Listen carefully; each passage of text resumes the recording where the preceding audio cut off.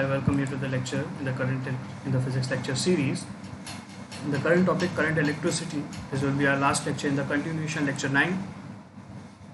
So basically we will be discussing meter bridge, then the potentiometer, then distinction between the voltage and the potentiometer, application of the potentiometer, power computation in the case of the resistive circuits, then the Joule's law of heating, and then the efficiency of the electrical devices.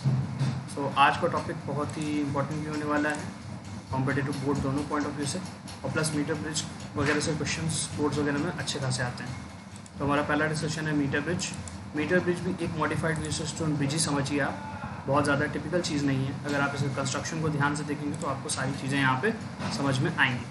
अब ध्यान से देखें, basically ये आपकी ऐसे plates होती हैं, ठीक है. इन प्लेट्स के अलॉन्ग एक वायर बंधी होती है. इस वायर की लेंथ L होती है और यहाँ पे रेजिस्टर्स बंधे होते हैं, ठीक है, और एक रेजिस्टेंस बॉक्स होता है. बेसिकली ये शंट है. शंट एक छोटी रेजिस्टेंस होती है जो कि फिक्स्ड होती है, ठीक है, जो कि फिक्स्ड होती है, और रेजिस्टेंस बॉक्स एक वेरिएबल रजिस्टर होता है. पहले दोनों चीज़ों को जान लें. वेरिएबल बॉक्स एक वेरिएबल रजिस्टर होता है.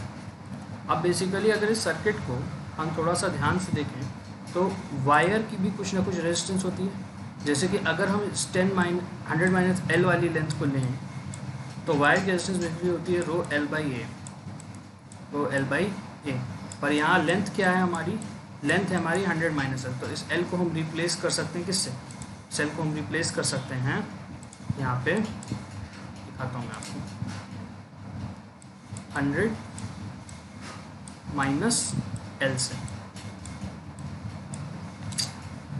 100 - L से आप इसको रिप्लेस कर दोगे तो बेसिकली रो 100 - L ए इसकी रेजिस्टेंस है, क्योंकि रेजिस्टेंस क्या है? रो 100 - L होल डिवाइडेड बाई ए. ए कैसा? ए ऐसा कि जैसे कि इस वायर को थोड़ा मैग्नीफाइड फॉर्म में देखें तो बेसिकली इसका एरिया ऑफ क्रॉस सेक्शन ये होगा. वायर की जो थिकनेस होगी उससे एरिया ऑफ क्रॉस सेक्शन निकालेंगे, तो बेसिकली ये रेजिस्टेंस ऑफ वायर है. अच्छा, वायर ये ए और सी से पूरी वायर सेम थी तो रेजिस्टिविटी सेम होगी, area of cross section same होगा, बस लेंथ फ़र्क कर रही. तो पी पे जो आपका रेजिस्टेंस आएगा वो आएगा रो L बाई ए. आपने दोनों साइड की रेजिस्टेंस निकाल ली. अब इसके बाद अगर इस सर्किट को हम रीड्रॉ करते हैं अपने ओरिजिनल फॉर्म में तो हमें ये बात पता चलती है कि हमारा RB इस टाइप से लगा हुआ है.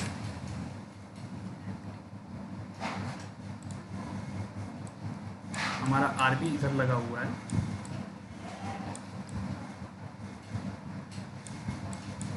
शंट वाली रेजिस्टेंस इस तरफ लगी हुई है. इसके बाद हमारा जो A से B वायर था, AB वायर जो है वो इधर लगा है, और हमारा BC वायर इधर लगा है, ठीक है. और बेसिकली इस पॉइंट को अगर हम O बोल दें तो O से भी एक गैल्वेनोमीटर लगा है. तो अगर आप ध्यान से देखो तो basically it's a Wheatstone bridge. It's a Wheatstone bridge. थोड़ा अगर और मैं क्लैरिटी से इस चीज़ को थोड़ा सा ड्रॉ करने की कोशिश करूँ तो बेसिकली होगा क्या, कलर थोड़ा सा मैं अच्छा ले लेता हूँ एंड इसको मैं यहाँ पे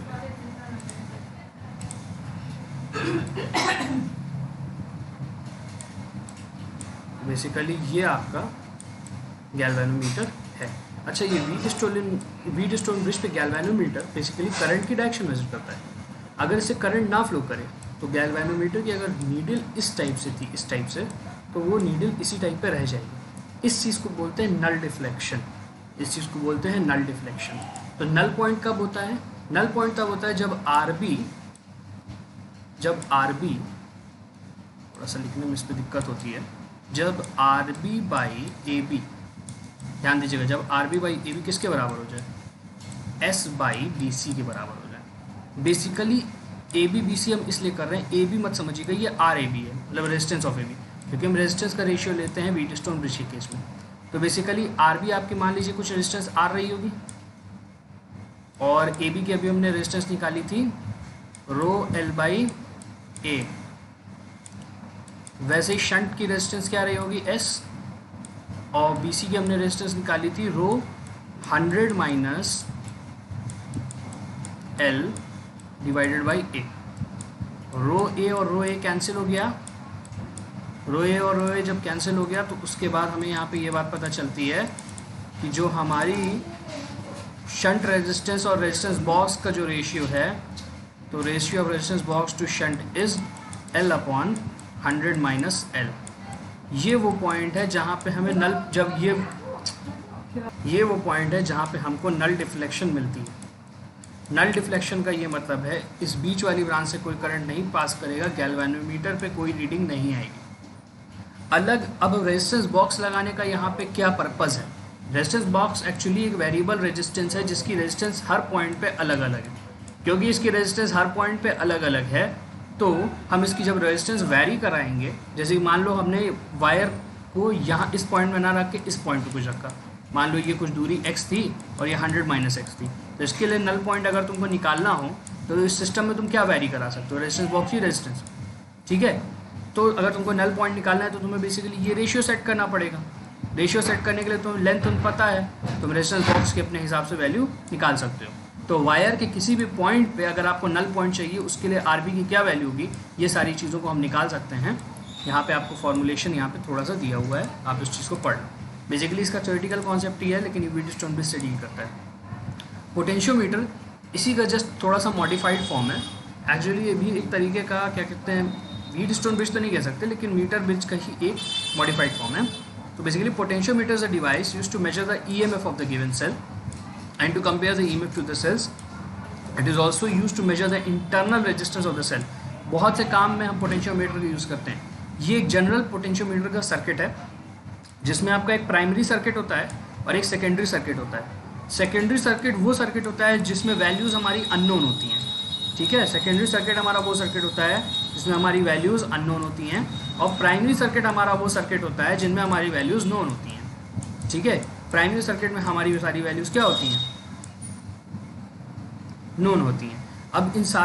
अब प्राइमरी सर्किट के केस में हमें एक चीज़ पता होती है, प्राइमरी सर्किट के केस में भी हम रेजिस्टेंस बॉक्स लगाते हैं, की लगाते हैं और एक नॉन EMF की बैटरी लगाते हैं, और सेकेंडरी EMF में जो हमें पता करना होता है वो सारी चीज़ों को हम फिक्स करते हैं। डिपेंडिंग ऑन द यूज़ हमारा अलग अलग सेटअप बनता है। जैसे कि पहले की बात करें सुपीरियरिटी ऑफ, तो पोटेंशियोमीटर के बारे में भी और भी कुछ चर्चाएँ करते हैं कि पोटेंशियोमीटर हम यूज़ क्यों करते हैं। अरे भाई हमको जब पोटेंशियल नापना है तो बैटरी लगा दो, DC का ही पोटेंशियल नापना है तो यहाँ वोल्टमीटर कनेक्ट कर दो, वोल्टमीटर कनेक्ट कर दो, डायरेक्ट पोटेंशियल मिल जाएगा।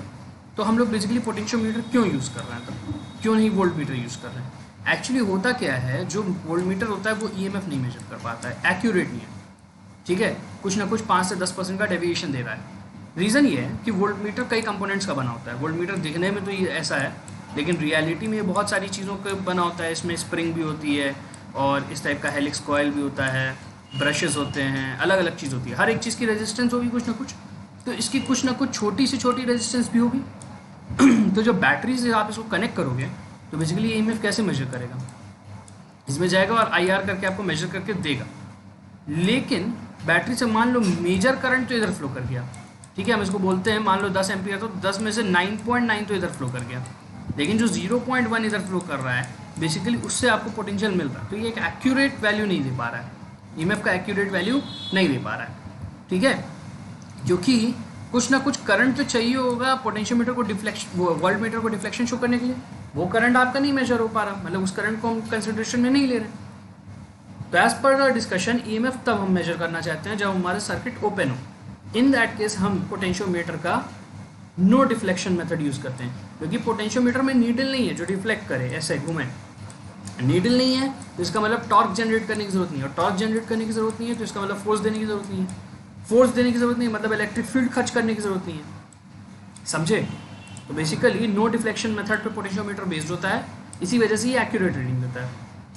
और पोटेंशियोमीटर सेंसिटिव इंस्ट्रूमेंट भी होता है, एक आइडियल इंस्ट्रूमेंट है, इनफाइनाइट रेजिस्टेंस है जिसकी, और ये पोटेंशियल डिफरेंस को मेजर करता है एकदम एक्यूरेटली। कैसे मेजर करता है ये पहले ये भी देख लेते हैं। उसके पहले आपको एक चीज़ और याद रखनी है, पोटेंशियोमीटर में हम एक स्पेसिफिक रेजिस्टेंस और द पोटेंशियोमीटर की जो वायर होती है, जो हमने यहाँ पे A से B बनाया था, जो हमने यहाँ पे A से B बनाया था, ये जो वायर है इसकी जो रेजिस्टिविटी होगी वो पहली बात तो फिक्स्ड होगी। दूसरा, इसका जो टेम्परेचर कोफिशिएंट होगा अल्फा और बीटा बहुत हाई होगा, मतलब ये हाई टेम्परेचर को आसानी से सस्टेन कर सकता है। फिर जो तीसरी चीज़ होगी कहाँ गया, जो हायर पोटेंशियल टर्मिनल बैटरी है, all the higher potential points of the primary and secondary circuit must be connected.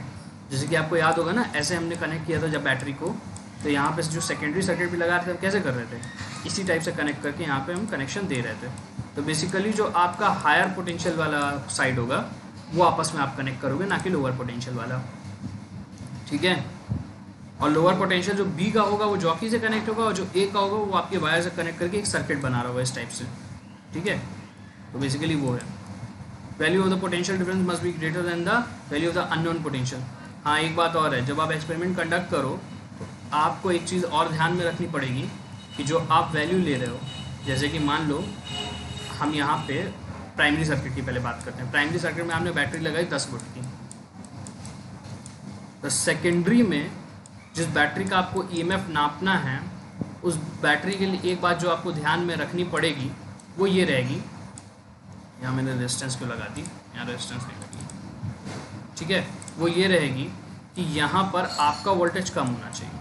अगर वोल्टेज कम नहीं होगा तो नेगेटिव वैल्यू होगी और डिफ्लेक्शन थोड़ा बहुत चेंज होगा, ठीक है। बेसिक सर्किट थ्योरी के हिसाब से वो चीज़ें देखी जा सकती हैं। Potential gradient must be constant. जो आपका क्या कहते हैं, ये बेसिकली ये कहना चाह रहा है कि जो आप इलेक्ट्रिक फील्ड ले रहे हो वो कांस्टेंट होनी चाहिए। अब यहाँ इलेक्ट्रिक फील्ड कौन प्रोवाइड कर रहा है, बैटरी। इसका मतलब बैटरी का पोटेंशियल क्या होना चाहिए, कांस्टेंट। जैसे एक बात ये पता चलती है कि पोटेंशियोमीटर कहाँ फेल कर जाएगा, एसी सर्किट्स के लिए पोटेंशियोमीटर फेल कर जाएगा, क्योंकि एसी सर्किट्स में वोल्टेज फ्लक्चुएट करते थे। यही नहीं, डीसी के लिए भी फेल कर सकता है। मान लो डीसी के लिए वोल्टेज इस टाइप से चले, देखो वोल्टेज इस टाइप से चले, है तो ये भी डीसी, ठीक है, क्योंकि ये पॉजिटिव हाफ साइकिल में चल रहा है, पॉजिटिव साइकिल में चल रहा है तो ये भी डीसी, लेकिन हर पॉइंट वोल्टेज की वैल्यू चेंज हो रही है।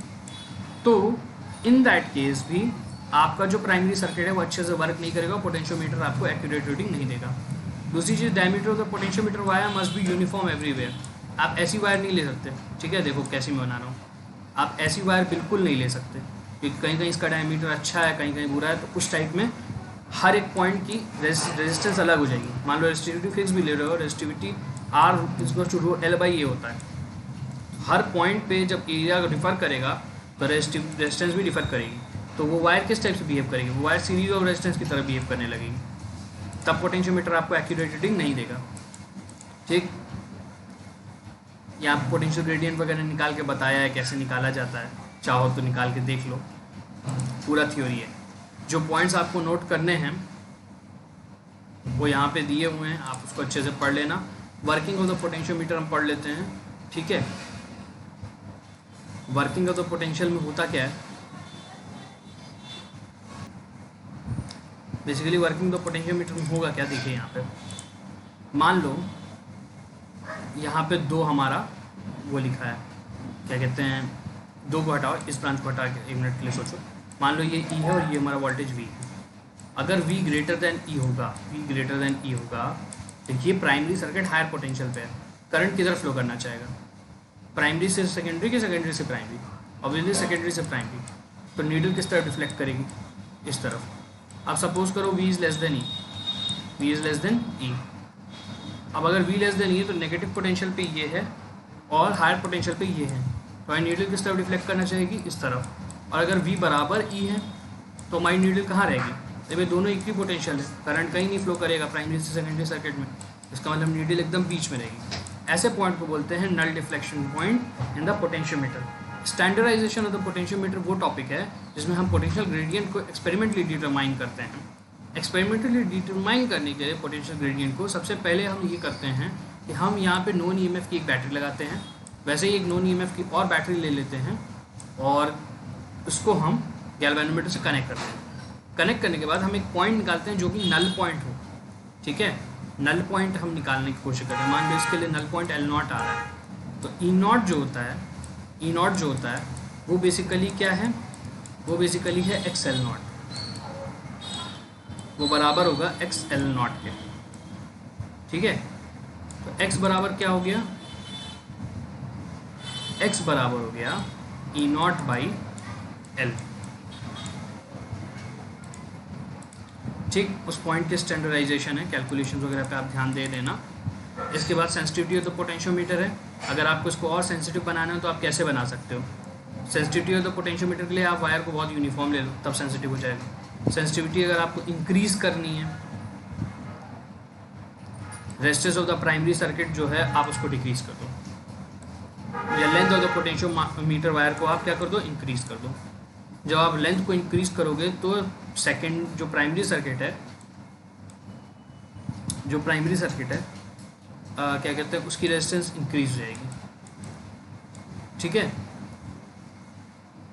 R is equals to rho L by A के हिसाब से उसकी लेंथ इंक्रीज हो जाएगी, तो पोटेंशियोमीटर वायर की क्या कहते हैं वो इंक्रीज हो जाएगी रेजिस्टेंस। इन दैट केस आप एक्यूरेसी से और अच्छे से मेजर कर सकते हो। अब इसके बाद हमको देखना है what is the difference between the voltmeter and the potentiometer. क्या है वोल्टमीटर, क्या है पोटेंशियोमीटर, क्या डिफरेंस है। तो वोल्टमीटर जो होता है, वोल्टमीटर की रेजिस्टेंस बहुत हाई होती है। हाई क्यों होती है, क्योंकि देखो आपका ऊपर एक इस टाइप का सीलिंग टाइप का बना रहता है। वोल्टमीटर का मैं आपको डिज़ाइन बता रहा हूँ बेसिकली होता क्या है इसमें। ठीक है, इससे आपकी स्प्रिंग कनेक्ट होती है। स्प्रिंग के बाद यहाँ पे नीचे एक सर्कल टाइप एक कनेक्ट होता है जिस पे आपकी एस टाइप से रीडिंग बनी होती है और यहाँ पे नीडल होती है। तो बेसिकली थोड़ा बहुत मैग्नेटिज्म से डील करेगा ये जब स्प्रिंग ऊपर की तरफ जब ये चीज़ घूमना शुरू करती है तो स्प्रिंग में 3 तरीके का टॉर्क होता है। एक आपका होता है डिफ्लेक्टिंग टॉर्क, ठीक है, एक आपका होता है डैम्पिंग टॉर्क, और एक आपका होता है क्या कहते हैं रिस्टोरिंग टॉर्क। डिफ्लेक्टिंग टॉर्क का काम ये होता है कि नीडल को हिलाने का काम करता है, एक पॉइंट तक ले जाने का। अब क्योंकि करंट आ रहा है, डिफ्लेक्ट हो रही नीडल और जो स्प्रिंग है उसमें फोर्स लग रही, तो नीडल एक जगह स्थिर नहीं होती, इस टाइप से कुछ घूम रही होती है। डैम्प करने का इसको काम, मतलब एक पॉइंट पे लाने का काम होता है डैम्पिंग टॉर्क का। जब एक पॉइंट पे आपको रीडिंग मिल गई, जब आप सर्किट को डिस्कनेक्ट करोगे तो नीडल को अपनी वापस ओरिजिनल पोजीशन पे जाना होगा, मान लो ऐसे। तो ये काम होता है आपका रिस्टोरिंग टॉर्क का। तो बेसिकली रेजिस्टेंस जब हम वोल्टमीटर का सेटअप देखते हैं तो उसमें बहुत सारी चीज़ें हैं। बेसिकली सारी चीज़ें मेटल की या नॉन मेटल्स की जिस भी चीज़ की बनी उनकी रेजिस्टेंस होगी। तो रेजिस्टेंस इसकी बहुत हाई होती है, इनफाइनाइट नहीं होती। हाई रेजिस्टेंस होने का ये मतलब है, जैसे वायर की रेजिस्टेंस आप जानते हो क्या होती है, एक प्लेन वायर की रेजिस्टेंस होती है इनफाइनाइट रेजिस्टेंस होती है, हैवी करंट फ्लो करता है, जैसे हम शॉर्ट की बात करते थे। लेकिन अगर रेजिस्टेंस हाई होगी तो हाई करंट फ्लो करेगा। दोनों अलग अलग चीज़ें, इनफाइनाइट है तो बहुत ज़्यादा है, इनफाइनाइट तरीके से करंट भी आपको इनफाइनाइट तरीके से फ्लो करेगा, सारा करंट एक बार में फ्लो कर जाएगा। ठीक है, इसलिए वोल्टमीटर की रेजिस्टेंस कुछ ना कुछ करंट को कंज्यूम कर लेती है, जिसकी वजह से आपको एक्यूरेट रिजल्ट नहीं मिल पाता है। लेकिन पोटेंशियोमीटर की रेजिस्टेंस क्योंकि इनफाइनाइट है तो करंट को कंज्यूम नहीं करती है और आपको एक्यूरेट रिजल्ट मिलता है। ठीक है, ध्यान से देखो, वोल्टमीटर क्या करता है, कुछ करंट सोर्स ईएमएफ से ले लेता है। पोटेंशियोमीटर कोई भी करंट नहीं लेता क्योंकि इसमें नल डिफ्लेक्शन पर सारी चीज़ें बेस्ड होती हैं। वोल्टमीटर आपका टॉर्क वगैरह पे बेस्ड होता है, हमने बताया ना, deflecting torque, damping torque, restoring torque. और पोटेंशियोमीटर नल पॉइंट डिफ्लेक्शन पे है। वोल्टमीटर की सेंसिटिविटी लो है, पोटेंशियोमीटर की हाई है। वोल्टमीटर एक वर्सेटाइल इंस्ट्रूमेंट है और पोटेंशियोमीटर से पोटेंशियल डिफरेंस ही नाप सकता है। वोल्टमीटर का काम आप गैल्वेनोमीटर की तरह भी कर सकते हो, आप एमीटर भी बना सकते हो इससे। ठीक है, कई जगह पे आप इसका यूज़ कर सकते हो। ये डिफ्लेक्शन मेथड पे बेस्ड है, ये जीरो डिफ्लेक्शन मेथड पे बेस्ड है। ये कुछ बुनियादी डिफरेंसेस हैं आपके वोल्टमीटर और पोटेंशियोमीटर के बीच में। अब हम बात करते हैं application of the potentiometer. Application of the potentiometer is basically to determine the internal resistance of the primary cell. Suppose कीजिए आपका प्राइमरी सेल है, एक सेकेंडरी सर्किट में की है और हमें उसको एल लेंथ पे बैलेंस करना है। तो हम जैसा कि जानते हैं, बैलेंस करने के लिए हमको क्या करना होता है, E बराबर एक्स डॉट एल नॉट, जो पुरानी इक्वेशन थी। अगर हम उसको L1 पॉइंट पे बैलेंस करना है तो वहाँ यहाँ पे क्या हो जाएगा, L1। तो बेसिकली आपको ये EMF देना पड़ेगा, ये EMF देना पड़ेगा। अब जब की को आप क्लोज करोगे, जब आप की को क्लोज करोगे तो जो आउटर सर्किट की बैटरी थी, वो कुछ इफेक्ट डालेगी इस पर, उसको भी आपको, अब वो जब इफेक्ट डालेगी तो L1 अब आपका बैलेंसिंग पॉइंट नहीं होगा, आप रीबैलेंस करोगे। अभी तक आपने क्या किया, आपने प्राइमरी सर्किट को अभी ओपन नहीं किया था। ठीक है, यहाँ से डॉट मैं हटा दे रहा हूँ, अभी आपने इसको क्लोज नहीं किया था। क्लोज मतलब अभी आपने इसको बैटरी से कनेक्ट नहीं किया, तो ये ओपन सर्किट है। जब आप सेकेंडरी सर्किट को आप कनेक्ट करोगे, इस टाइप से बैटरी लगा दें गैल्वेनोमीटर, तो आपका एक नल पॉइंट आएगा जिसको हम L1 बोल रहे हैं। इस नल पॉइंट पे हमारी वोल्टेज की वैल्यू क्या होगी, E बराबर होगा XL, E बराबर होगा XL1, जैसा कि हमने वहाँ पर पढ़ा। अब जैसे ही हम इस सिस्टम को भी बैटरी से कनेक्ट करेंगे तो ये भी कुछ ना कुछ करंट दे रहा होगा। तो बेसिकली अब ये L1 इसकी नल पॉइंट वैल्यू नहीं होगी। अब आप इस जॉकी को आप खिसकाओगे और पता करोगे नल पॉइंट वैल्यू क्या है। सपोज करो L2 पे मिल रही है तो V बराबर XL2 लिख सकते हैं। तो इंटरनल रेजिस्टेंस का फॉर्मूला क्या होता है? इंटरनल रेजिस्टेंस का फॉर्मूला मैंने आपको बताया था ना, E इज इक्वल्स टू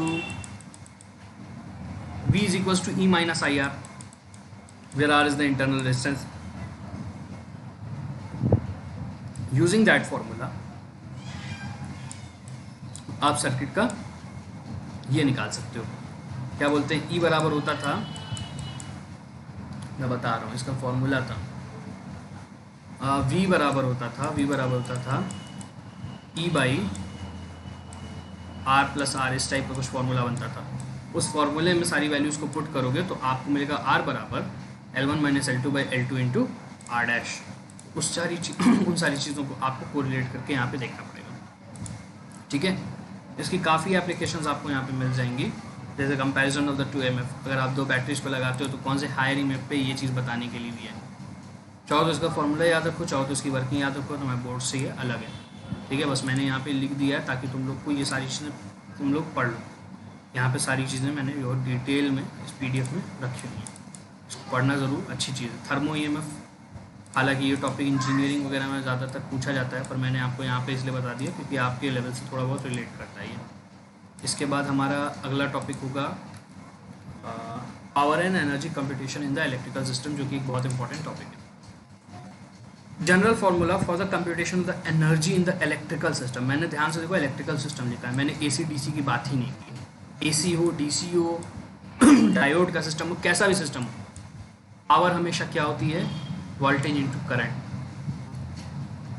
अगर आपको किसी भी पॉइंट पर सर्किट की पावर चाहिए तो वोल्टेज और करंट का ग्राफ देखो, जैसे ये डायोड का ग्राफ है, ठीक। यहाँ पे आप वोल्टेज प्लॉट कर रहे हो, यहाँ पे करंट प्लॉट कर रहे हैं। करंट और वोल्टेज की वैल्यू को जब मल्टीप्लाई करोगे तो तुमको पावर का उस पॉइंट पता चल जाएगा। जैसे यहाँ हर पॉइंट पे पावर अलग होगी, लेकिन अगर ओमिक सर्किट्स के लिए देखें तो हर पॉइंट पे पावर भी सेम होगी। तो basically above equation is valid for both AC and DC circuits. In the case of DC circuit हमें एक वैल्यू मिलती है और AC सर्किट्स और डायोड वगैरह के केस में हमें एक इक्वेशन मिलती है। So what is electrical power? Actually, the electrical power is the rate at which the electric work is done. Electrical power is the rate at which the electric work is done. So basically, हम अगर DC के respect में बात करें या Ohm's law के respect में बात करें तो ओम्स लॉ के रिस्पेक्ट में हमारा V बराबर होता है IR। V बराबर होता है IR। तो पावर होती है हमारी V इंटू आई, पावर होती है हमारी V इंटू आई। इस IR को यहाँ पे रिप्लेस करो तो क्या मिल जाएगा, I square R, if R is the resistance of the overall the circuit.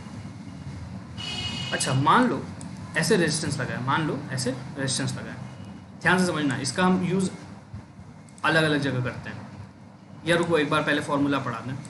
वैसे ही हम जानते हैं R बराबर क्या होगा हमारा, V बाई आई होगा। तो बेसिकली I हमारा क्या होगा, V बाई R होगा, V बाई R होगा। इस I की जगह अगर तुम प्लेस करोगे तो V square by R square into R, जो कि हो गया V स्क्वायर बाई R, तीसरा फॉर्मूला।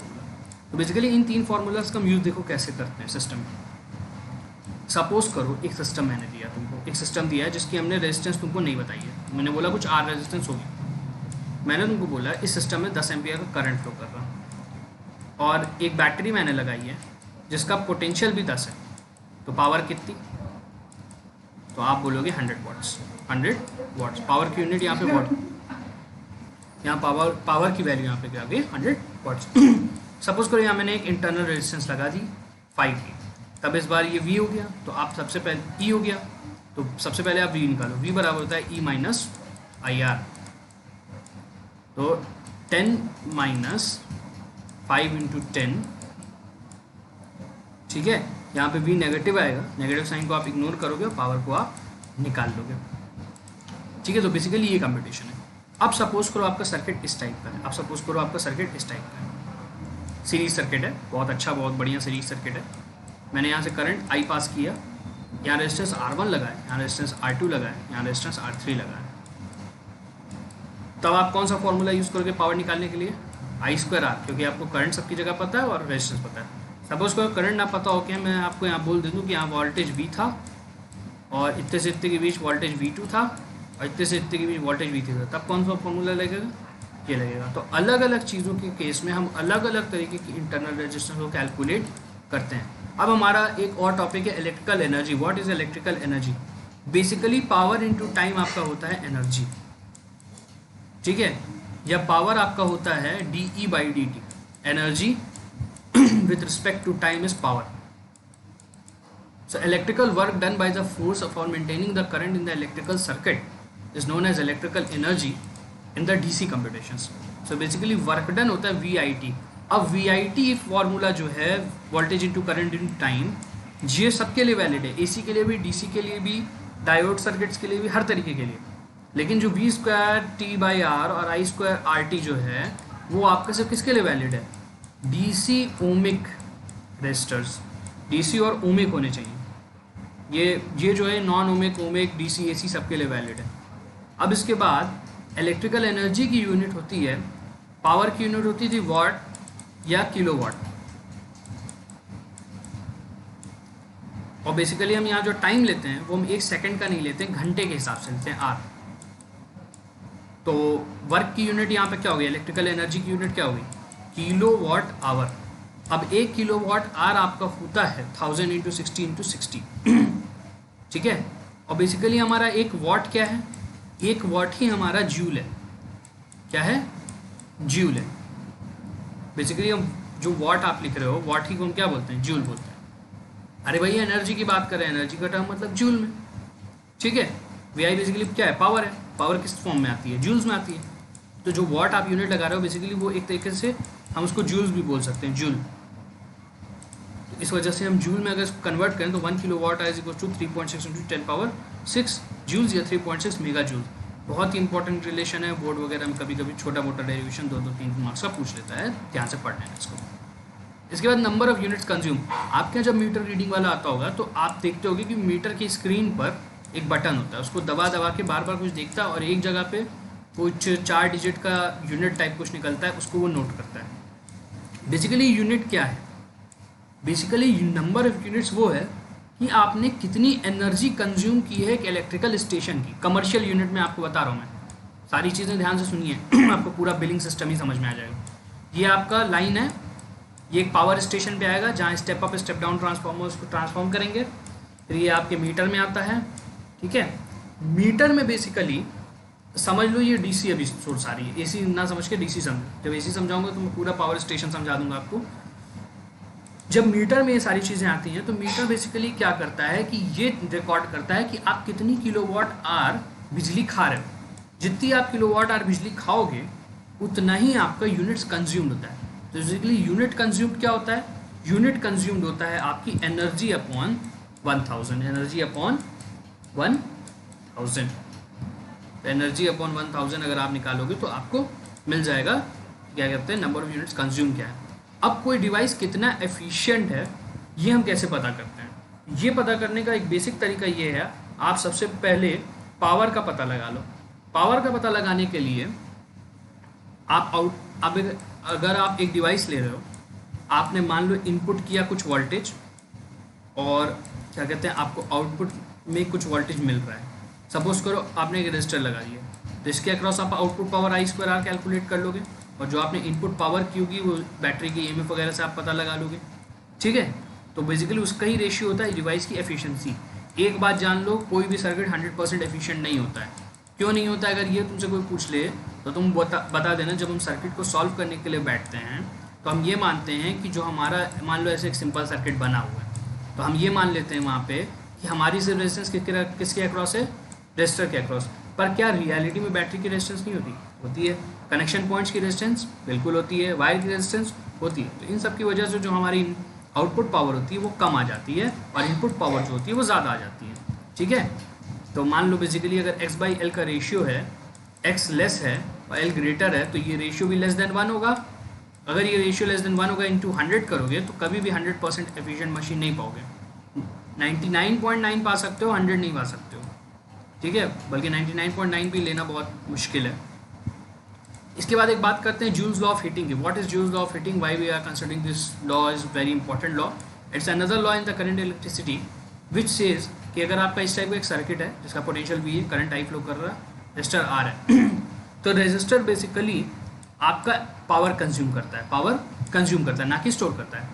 पावर कंज्यूम जो करेगा ये, तो अगर ये पावर कंज्यूम कर रहा है तो इसका मतलब ये एनर्जी लिबरेट करेगा।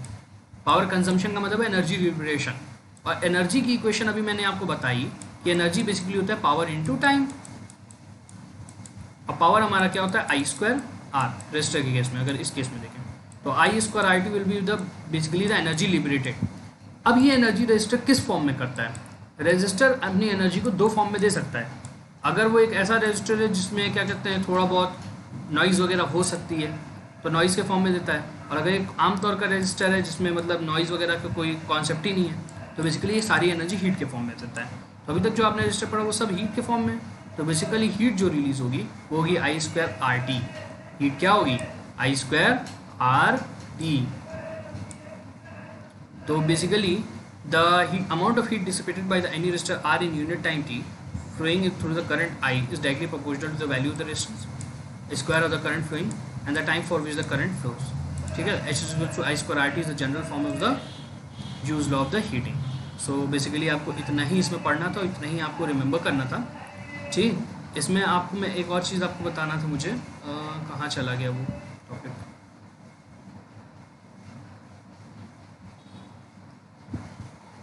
नहीं ठीक है, जूल्स लॉ ऑफ हीटिंग के ऊपर जनरल क्वेश्चन बनते हैं तो आप उनको सॉल्व कर लेना। आपका एनसीईआरटी जो चलता है, आप एनसीईआरटी में से क्या कहते हैं करंट इलेक्ट्रिसिटी का पूरा चैप्टर लगा लो। कोई भी अगर आपको दिक्कत आती है तो मेरा ईमेल आप नोट कर लो, मेरे ईमेल पे आप क्या कहते हैं मैसेज कर सकते हो। Okay, thank you for the lecture, we will see something in next class.